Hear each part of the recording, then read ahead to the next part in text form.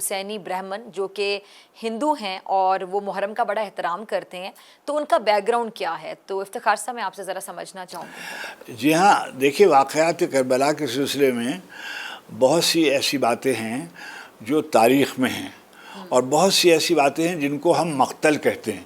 یعنی جو روایتیں ہوتی ہیں کہ بھئی ہم نے یہ دیکھا، ہم نے یہ سنا، اور وہ مقاتل میں لکھی گئیں، انہی مقاتل سے پھر تاریخ میں منتقل ہوئیں. تو مثلا یہ بات ایک مذکور ہے، کبھی روایت پڑھنے میں آتی ہے کہ امام نے شاید کسی وقت یہ کہا کہ میں یہاں سے جاؤں گا، یا تو میں براہ راست یزید سے گفتگو ہو سکتی ہے، یا یہ کہ میں ہندوستان کی طرف چلا جاؤں گی وغیرہ. اچھا، اب یہ وہ باتیں ہیں جو تاریخی طور پر اس کی کوئی میری نظر میں سند نہیں گزری، مگر بیان ہوتی ہے یہ روایت. یہ کہا جاتا ہے کہ ہندوستان کے کچھ لوگ، کوئی قافلے کے کچھ لوگ برہمن جو تھے، وہ بھی بعد از شہادت حسین کربلا کے معرکے میں شریک ہوئے. ٹھیک ہے. اچھا، اب نتیجہ یہ ہے کہ میں نے ٹی وی کے اوپر ان میں سے کئی لوگوں کے انٹرویوز دیکھے. یہ جو سوشل میڈیا پر جب ایام ازاں آتے ہیں تو اس میں کچھ خاتون ہیں بزرگ، ان کا ذکر آتا ہے. ہمارے بڑے تھے انتظار حسین صاحب، انہوں نے ان کے بارے میں بہت تفصیل سے لکھا بھی ہے. تو یہ اس پہ حیرت کی کوئی بات نہیں ہے.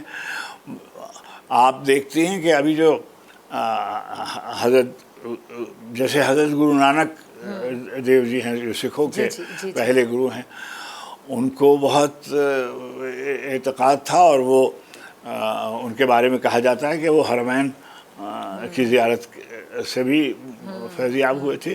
تو یہ جو بڑے لوگ ہوتے ہیں، یہ جو فرقہ وارانہ حد بندیوں سے بہت آگے کی بات ہوتی ہے. یعنی یہ کوئی، آپ یہ نہیں کہہ سکتے کہ یہ اس فرقے کے، یہ مسلمان ہونا، مومن ہونا یقینی ظاہر عظمت کی بات ہے، فضیلت کی بات ہے، سعادت کی بات ہے. مگر حسین کی قربانی ایک علامت اس لیے بن گئی کہ ایک شخص ہے جو یہ کہہ رہا ہے کہ یہ میں باطل کے سامنے سر نہیں جھکاؤں گا، اور اس کی مجھے جو بھی قیمت ادا کرنی ہوگی وہ قیمت ادا کروں گا. اور اس نے وہ قیمت ادا کی. اگر وہ کہہ دیتے کہ اچھا ہم بیعت، اچھا اور بھی تو لوگوں نے بیعت کی تھی نا. کسی نے کہا کہ مدینے میں جب لوگوں نے بیعت کر لی تھی تو حسین ابن علی نے کیوں بیعت نہیں کی؟ حضرت مولانا مودودی علیہ الرحمہ نے فرمایا کہ جب حسین نے بیعت نہیں کی تھی تو دوسرے صحابہ نے بیعت کی کیوں تھی؟ جب اس طرح کے آدمی نے، اتنے بڑے آدمی نے بیعت سے انکار کیا تھا. تو یہ ہے. اور آج بھی آپ دیکھیے کہ اتنے برس گزر گئے اس واقعے کو، لیکن اب مراسم ہو گئے. جب روحانی واردات، تاریخی واردات آپ کی تہذیب میں گھل مل جاتے ہیں تو اس کی شکلیں ذرا مختلف ہو جاتی ہیں. چنانچہ آپ اگر عراق میں محرم دیکھیں گے تو وہ جداگانہ ہے، اگر آپ شام میں دیکھیں گے تو وہ جداگانہ ہے، یمن میں دیکھیں گے، اور ہمارے بر صغیر کا جو محرم ہے اس میں بہت سی چیزیں نئی آئی ہیں، لکھا بہت گیا ہے. اور میں بیٹے آپ سے کہوں کہ شاید کسی اور زبان میں واقعہ کربلا پر اتنے تواتر اور تسلسل سے اتنا بڑا ادب تخلیق کیا گیا جیسا ہمارے ہاں. یعنی اردو میں تو قطب قلی شاہ اور بڑے نام جو ہیں، چنی لال دلگیر اور سودا اور میر اور خلیق اور ضمیر، اور ان کے بعد تو دونوں بڑے جو ہمارے ہیں، انیس اور دبیر، انیس، مونس، سلیس، عشق، تعشق. حتیٰ کہ یہاں ہمارا جو زمانہ ہے، یعنی میرا جو پاکستانی زمانہ ہے، اس میں آپ دیکھیے سید علی رضا، جوش ملی آبادی، صبا اکبر آبادی، نسیم امروہوی، قیصر بارہوی، صفدر حسین، جوہر نظامی، امید فاضلی، سحر انصاری، ہلال نقوی، اختر عثمان، بہت لکھا گیا. اور اس قدر ہمارے فیض صاحب نے مرثیے لکھے، کرار حسین صاحب نے، مصطفیٰ زیدی کا مرثیہ میرا پسندیدہ ترین مرثیہ. میں آپ سے یہ پوچھنے جا رہی تھی کہ ان میں سے آپ کا پسندیدہ کون سا؟ اور ظاہری بات ہے جس نے بھی لکھا بڑے دل سے، بڑے لگن سے، بڑی محبت سے، بڑے ان سے لکھا، اس چیز کو محسوس کر کے لکھا. بغیر اٹیچمنٹ کے آپ لکھ ہی نہیں سکتے. لیکن کس کے قلم نے آپ کی روح کو جھنجھوڑ کے رکھ دیا جس نے کربلا کا واقعہ بیان کیا؟ دیکھیے یہ جو ہے موازنہ میرے نزدیک شاید ہو رہی، میں اپنی ذاتی پسند تو ہو سکتی ہے نا، پسند کے حوالے سے بات کریں. تو مجھے تو دیکھیے اقبال نے بھی بہت کربلا پہ لکھا اور انیس نے بھی کربلا پہ لکھا، اور میں ان دونوں شاعروں کے ایک پس منظر میں بتانا چاہتا ہوں. اقبال کے زمانے میں مسلم دنیا کا کوئی ملک خود مختار آزاد نہیں تھا، اور وہ چاہتے تھے بیداری، اور وہ چاہتے تھے کہ جذبہ حریت بیدار ہو اور مسلم قوم نیل کے ساحل سے کاشغر تک ایک ہو جائے اور وغیرہ وغیرہ. تو انہوں نے قوت کشید کی، بامن میا کے مسلک کے شبیر معرضوست کہ میرے پاس مطالعہ میرا مسلک جو ہے وہ شبیری ہے، تیر و سنان و خنجر و شمشیر معرضوست.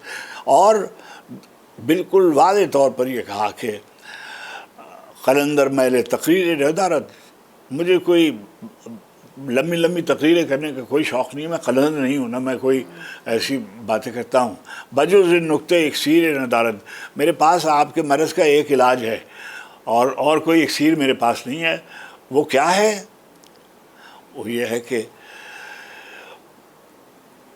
از ان کشتے خراب حاصل نیست جو آوز خون شبیر ندارت.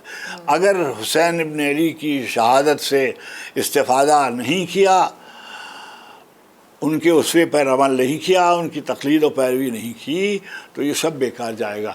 یہ درجہ انہوں نے دیا.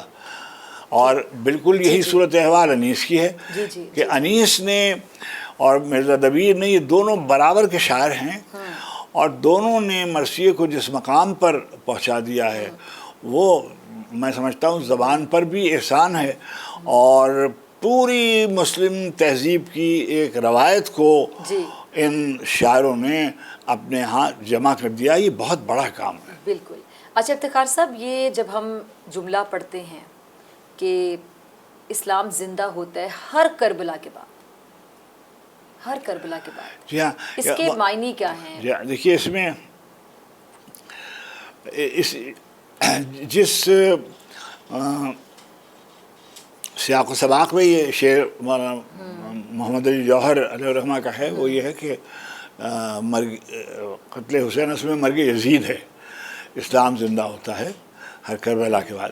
کا مطلب یہ تھا کہ احیاء دین، احیاء حق، قیام حق اور عدل اور انصاف کا قیام قربانی کے بعد ہی ہوتا ہے، جب کربلا گزر جاتی ہے، جب آپ جھیل لیتے ہیں.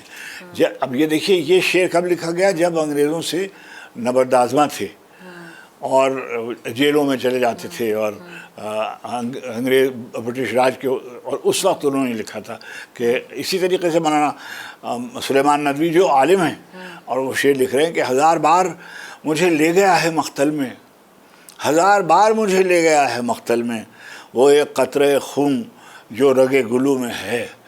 ہر انسان کے بدن میں لہو کی ایک بوند ایسی ہوتی ہے جو اس سے اصرار کرتی ہے کہ تو کلمہ حق کہہ دے اور تو اس پہ قائم رکھ. فیض نے کہا تھا کہ حرف حق دل میں کھٹکتا ہے جو کانٹے کی طرح، آج اظہار کریں اور خلش مٹ جائے.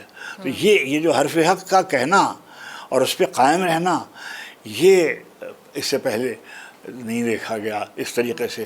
اور میں وقت نہیں ہے اور میری یہ شاید حیثیت بھی نہیں ہے کہ عالم انسانیت کی تاریخ میں جن لوگوں نے عظیمت کا مظاہرہ کیا ہے، اگر آپ ان کی فہرست دیکھیں تو آپ دیکھیں گے کہ حسین ابن علی کی جیسی قربانی اور جیسا ایثار اور جیسا مثالیہ آپ کو کہیں اور نظر نہیں آتا.